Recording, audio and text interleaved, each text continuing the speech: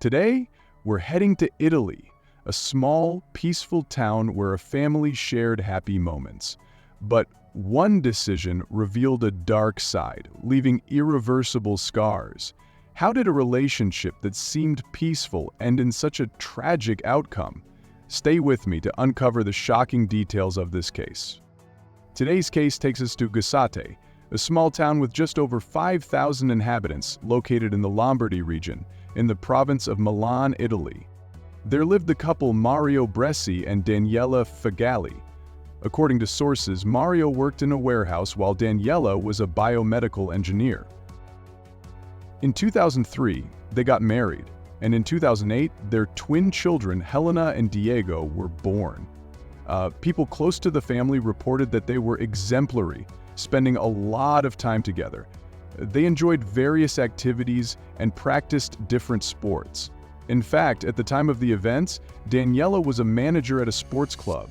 Young Helena was very good at skating, and Diego loved soccer. He had several trophies from winning numerous competitions with his team. The couple bought a house near a mountain and would often go hiking as a family throughout the region to feel closer to nature. However, despite this apparent family unity, in 2020 the couple began to face problems in their marriage. According to people close to the couple, their relationship had not been good for a few years, and Daniela reportedly told friends she no longer felt the same way about Mario. Things worsened between them when the government ordered lockdowns due to the global health crisis. The couple had to spend more time together and couldn't go out. This caused tension to rise between them, and as a result, Daniela ended up asking for a divorce. Mario was never a violent man. On the contrary, many even said he was too calm. In addition, everyone who knew him said he was a great father and could never have imagined what was coming. When Daniela told Mario she wanted a divorce, he raised no objections and said he agreed with everything. They both agreed on joint custody of the children and the division of assets. They also decided to continue living together until the divorce was finalized. Due to all this cordiality between them, the divorce process went quickly and smoothly. However, Daniela did not imagine that behind Mario's calm appearance and good nature, there was someone with deep resentment capable of the unimaginable. Even without showing it, Mario began to hate Daniela and blamed her for destroying his family. He then started thinking of a way to get revenge, and he did so in the worst possible way. In June 2020, Mario planned a trip with the children to the family's mountain house. Initially, Daniela was going with them, but her parents were ill, so she decided to stay to help them. In the first few days, the father and children focused on enjoying the mountains and doing different activities together. Daniela called her children every day to check in on them and say goodnight. On June 26th, the Sunday after returning from the mountain house, the children played in the garden for a while and then went inside. According to several neighbors, on that same day, Daniela, who was still at her sick parents' house, was unable to speak with her children. She tried calling several times, but none of the calls were answered. At first, she wasn't very worried, as she thought the children were busy playing and having fun, which is why they didn't answer the calls. When Daniela woke up the next day, she saw several text messages Mario had sent at 3 in the morning, which terrified her. In those messages, Mario stated that she would never see the children again, and that her fate would be to end up alone. Mario also asked, through the messages, for Daniela to check her email, where she found a message he had sent.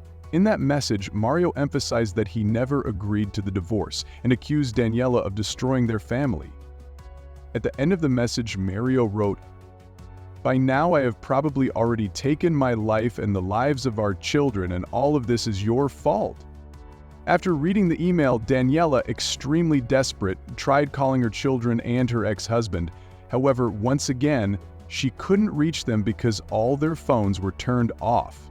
Without thinking twice, she quickly went to the house where her ex-husband and the children were. This was around 7 in the morning on June 27, 2020. Deep down, Daniela wanted to believe that it was all just a cruel joke, and that upon arriving at the house, she would find her children smiling and playing.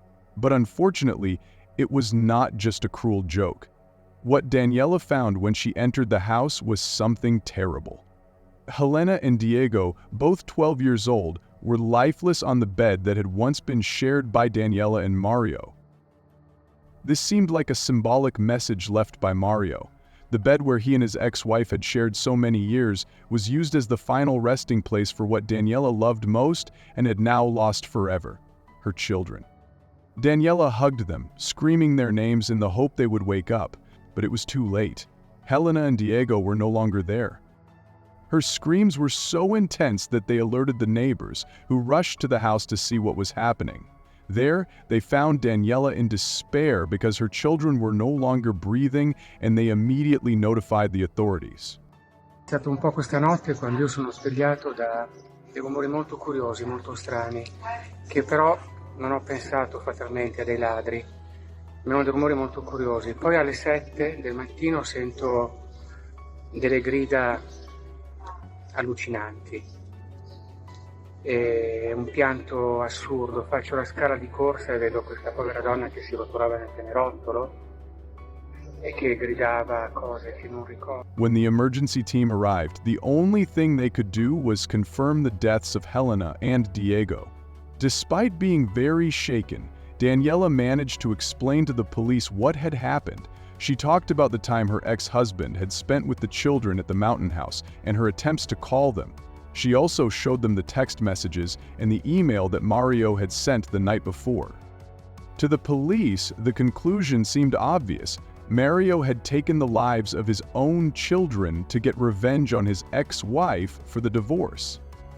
But where was Mario? He was not found in the house or in the vicinity of the neighborhood. As a result, authorities issued a search and capture order for Mario Bresci. Many thought he had crossed the border and gone to another country, but the truth was that Mario had not gone far. On the afternoon of the same day, police found Mario's car parked near the Ponte de Vittoria. The location is known for the high number of people who go there to take their own lives. Knowing this, the Italian authorities presumed that Mario had jumped from the bridge, and indeed that is what he did. After a brief search, Mario's body was found at the bottom of the bridge. According to investigations, after taking the lives of his children, and before taking his own, Mario posted a photo on his Instagram. The photo was taken during the last outing he had with the children while at the mountains. This photo was referred to by some media outlets in Italy as the last selfie of a happy family. During the autopsy performed on the bodies of Helena and Diego, it was determined that both had been suffocated while still asleep. This would have occurred on the night of June 26th. A neighbor of the family told authorities at around 3 a.m. he woke up after hearing some noises coming from the house where Mario Bresci and the children were. According to him, he was unable to identify what exactly was causing the sounds. It's important to remember that it was at 3 a.m. that Mario sent the messages and the email to Daniela. The crime shocked the small commune of Gisate and all of Italy. The funerals of Helena and Diego took place on July 4th and were attended by hundreds of people. I could not find any information about Mario Bresci's funeral. In a statement, Daniela Fumagalli, the children's mother, said that the pain she felt was unbearable and that she didn't know how she would live without her children moving forward. Both Mario Bresci's family and friends still do not understand how he was capable of committing such a crime. He was seen by everyone as a man of character, kind, and someone who never argued with anyone. Daniela herself stated that her ex-husband was an excellent father and that if she had ever suspected him, she would never have left their children alone with him. Thanks for watching, and I'll see you in the next video.